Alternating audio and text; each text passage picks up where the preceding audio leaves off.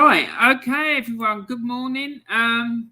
So I've had a bit of a technical issue there. I thought I was live and I wasn't. So I've got about 3/4 of the about 4/5 of the way through my video, and I realised I wasn't live. So sorry about that if anyone was waiting for me, but yeah, just goes to show that I'm probably not as good with the IT as I maybe thought I was. But anyway, so what I thought I'd do today is just wanted to talk to you about some of the sports news that I'd seen that I thought might be interesting to have a chat about. So if you come in and you want to talk about it with me, feel free to put a comment in and we can have a chat and whatnot about the stories. So I hope that you're all well and you're having a great day. And for those of you who are new to my channel, Warren's Team Talk, I'd like to give you a big warm welcome. And please remember to like my video by clicking on the little thumbs up button, and also remember to share the video with anyone you think might want to see it. And also please remember to subscribe to my channel, because all those things, as everyone on YouTube always says, are really, really helpful and will really help me build my channel. So let's get started. Now I've finished all that gobbledygook and old flannel, let's get on with it. So the first thing is Britain's Emma Raducanu's into the quarterfinals of the US Open Tennis Championships. What a fantastic achievement that is for the young lady. She's only a teenager, and she's into the quarterfinals. Now, next up for her will be the Olympic champion Belinda Bencic for a place in the semi-finals.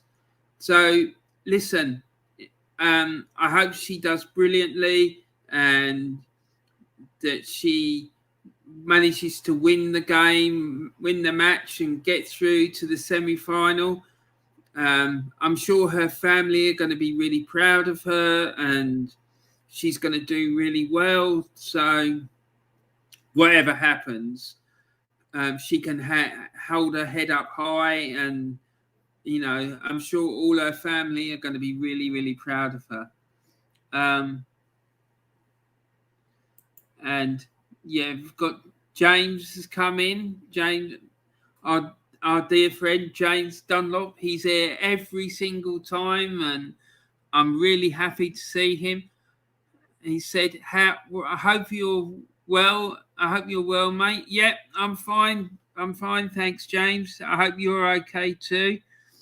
I'm just going to talk today about some of the sports news that I found this morning, and I hope that's going to be interesting for everyone. So, yeah, I've just been talking about Emma Raducanu, who's got into the quarterfinals of the US Open, of the US Open Tennis Championship. So, fair play to her. So let's get on to the next one. James has come in with another chat. James said, I'm okay, but unfortunately I've lost my job today and I've been on furlough for months, but I'm okay. Oh, James, I'm so sorry, man. That's really, really, that's awful for you. I'm really sorry. I wish there was something I could do to help you.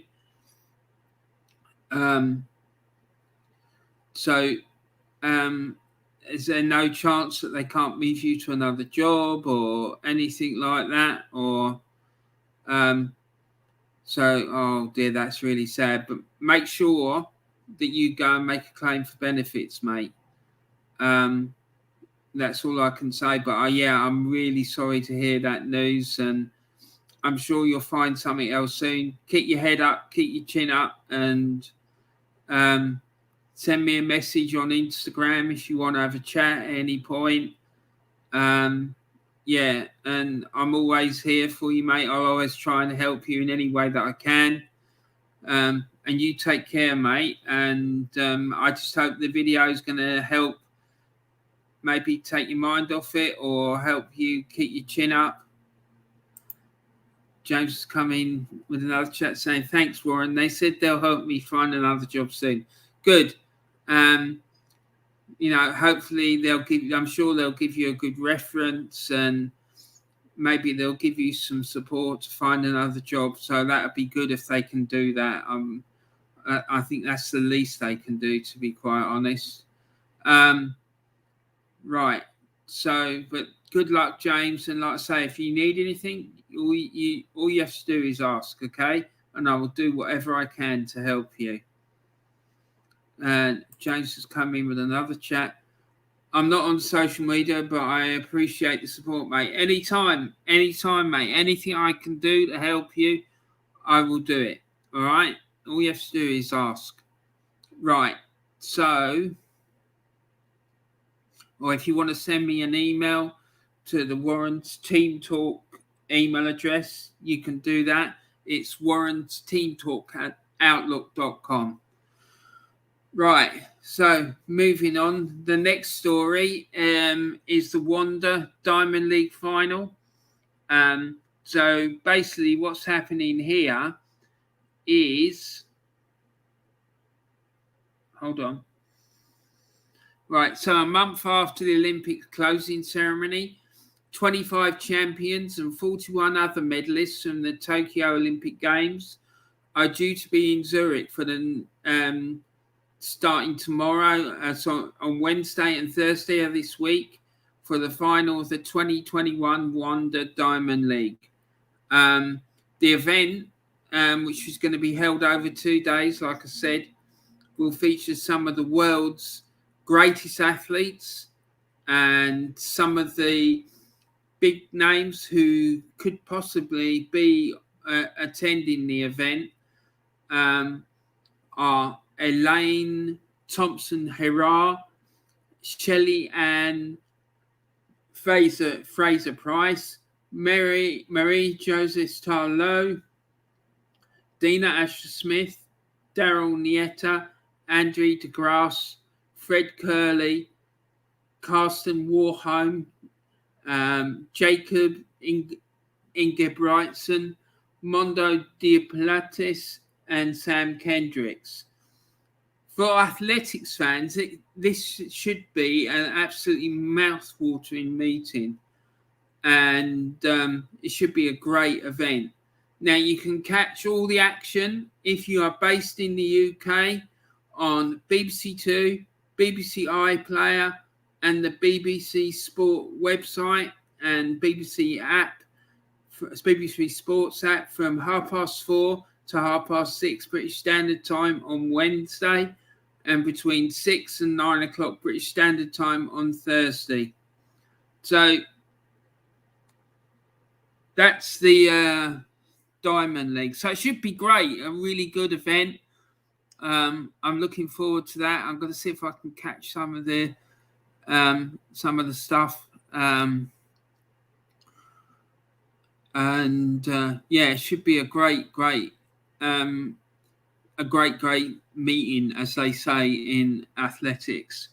Now, the next story we've got to talk about is about the Brazilian footballer, the legend Pele.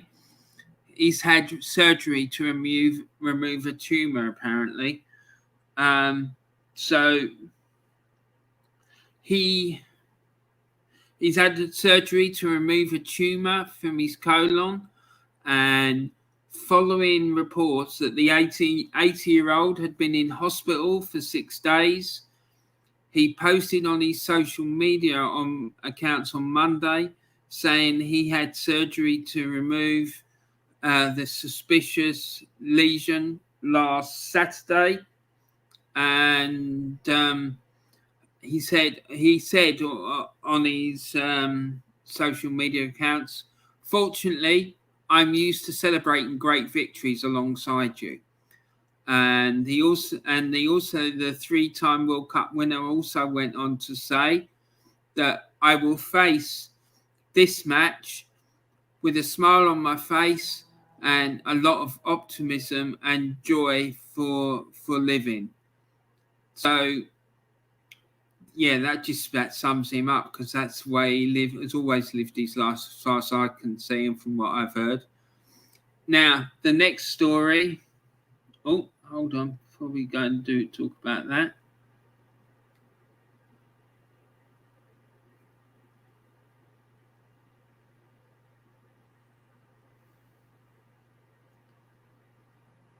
Right, sorry about that, guys. I was just having a problem with my phone that's got all my notes on it.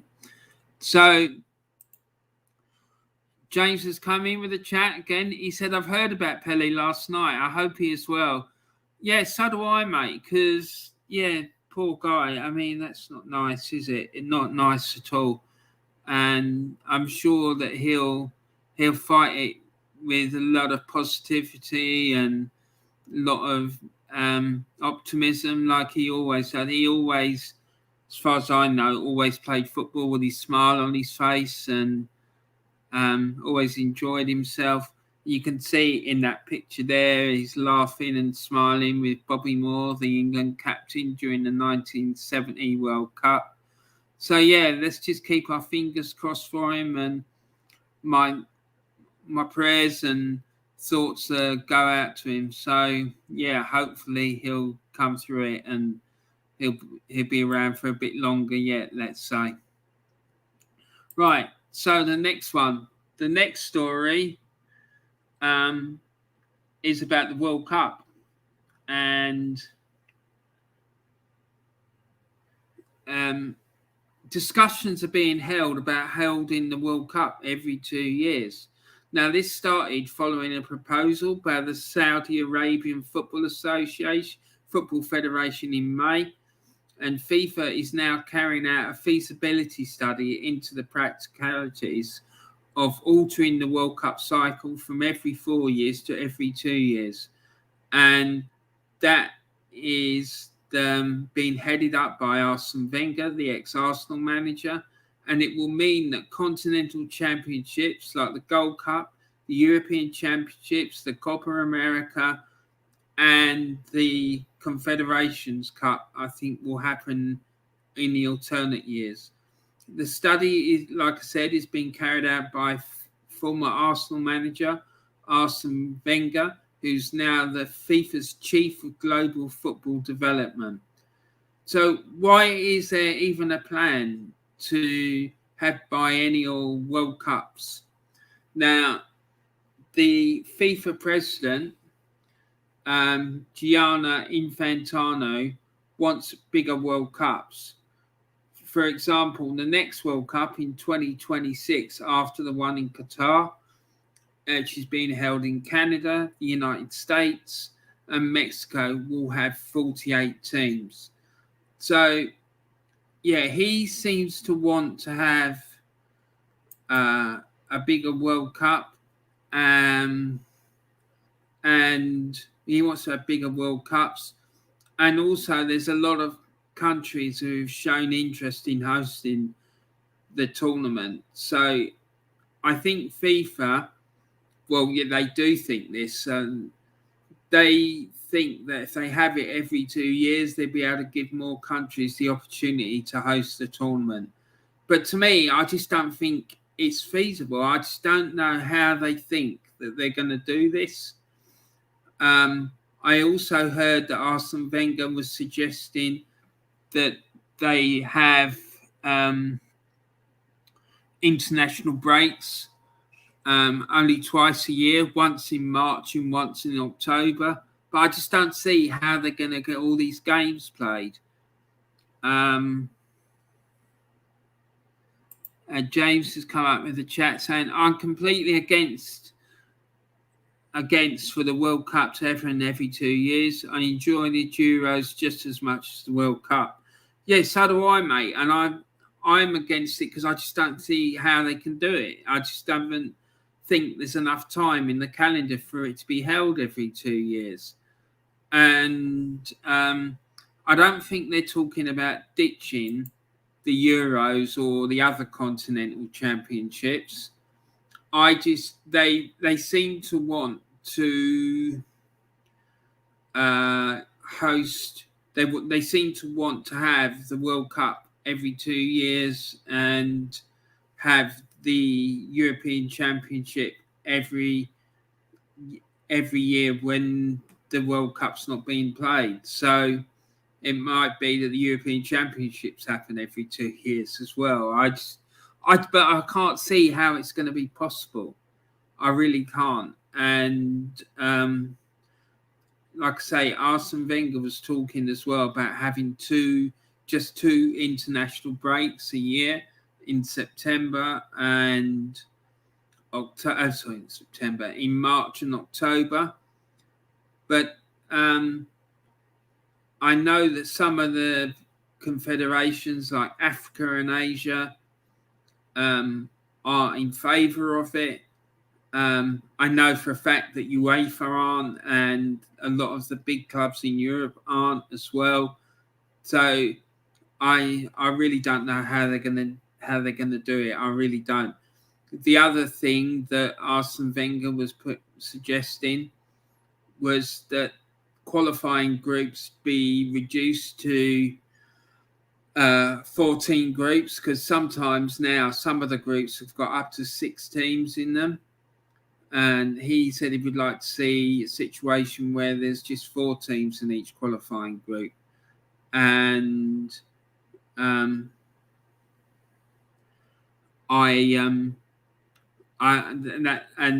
he was suggesting as well is that for some of the weaker sides that especially in Europe, that they have to pre-qualify, so they have like a preliminary tournament, which is what happens in Africa and in Asia, I understand. So, but I don't know. I just don't know how that's going to be possible and whether people will agree to it. James has come out with another chat. I respect and have a lot of time for Arsene Wenger for what he's done as a manager, but some of his plans football are baffling. Well, yes, mate. I agree with you, and I just think someone should have a little word with him and say, "Look, mate, don't you think it's about time that you sort of sat down in your big armchair and had a nice glass of port and a cigar and put your slippers on and, retired?" Because, yeah, it's just a bit mad, really.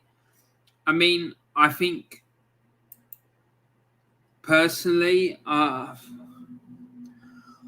know that I've had conversations about this about the World Cup in the past, and I don't particularly think the World Cup is as strong as it possibly could be. And given the fact that most, particularly in the Premier League, we have players coming from all over the world to come and play, I would be quite open to the idea of having an open qualifying tournament, so that the qualifying tournament for the World Cup finals isn't limited just to one confederation. So you could have England playing Cameroon, China, Peru, all in one qualifying group, for example, rather than what it is at the moment, that you only play teams from your confederation. Whether the other confederations would go for that or not, I don't know, because it would probably mean that they'd have less chance of qualifying, possibly. I don't know. But I think it's something they should look into. But this idea of having the World Cup every 2 years, it keeps getting brought up and keeps being discussed, but it never materializes, and I don't think it's ever going to happen, to be quite honest. And they need to think about the players as well, because they need a good break. Can't just keep expecting them to play every week, sometimes 2-3 times a week, endlessly. It's not right. They need to have a break. You know, they're not robots. So, yeah. So, that's it. That's the end of that one. Now, just wanted to give a shout out to my buddy, the old school gunner, for his YouTube channel. He's got a YouTube channel which focuses on Arsenal, and he puts out some really good videos. So, anyone who's watching this and wants to see a good Arsenal channel, go and give him a watch because he is very, very good. So yeah, that's the end of the video. I hope that you've enjoyed it, and James, thanks ever so much for all your support and for coming in and watching my video. I'm gonna try. I can't promise, but I'm going to try and start uploading at least one video a day from now on. But like I said, James, if you need anything, please don't be shy in coming forward. You can contact me through the email. I know you said you're not on social media, but if you need anything or you just want to have a chat, let me know, man. I'm not going to ignore you, and I'm not going to let you suffer if there's something I can do to help. But thanks very much for watching, everyone. And it was great doing the video today, and I hope you enjoyed it. Please remember to stay safe and stay well and look after yourselves. And please remember to like the video. Please remember to subscribe to my channel. And yeah, I'll look forward to seeing you all again soon.